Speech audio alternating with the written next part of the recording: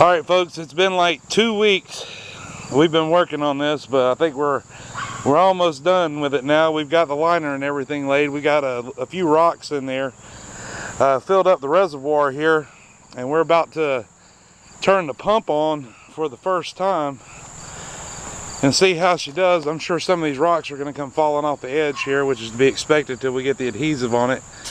But up there is the discharge port, which will be made into a little box here. We still got a little bit of work to do on it, but that's all rainwater there. Alright, here's the pond, which it says it should clear up after we run it for a while. Run it through the rocks. So here's the power cord. Plugging it in. Pump just kicked in. Come on, baby. Come on, baby. Uh-oh.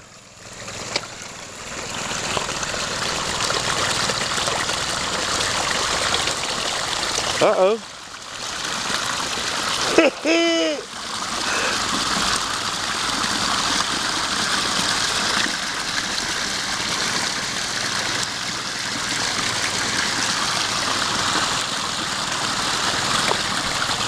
Yes, it works. Buried under this murky water, which I've been told is going to clear up, is a 2,700 gallon per hour county line water pump that we got from Tractor Supply. It come in a little over $100. Wow, that thing's doing great. It's definitely moving some water.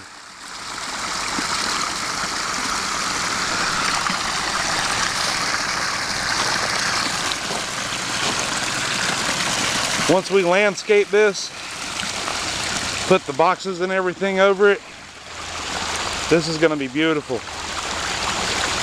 A nice little stream coming down through here.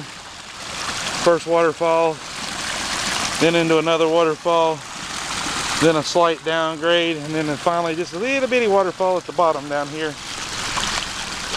before it goes into the pool. Brought this whole project in a little under $400. Of course, that doesn't include the landscaping that we're going to have to do to it, but we should be able to get that done for less than $100. Yay, it works! I did something and didn't screw it up. I'd like to thank Vance Patterson for the idea on this.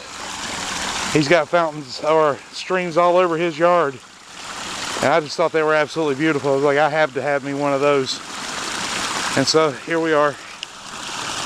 Like I said, 2 weeks, and we've got it.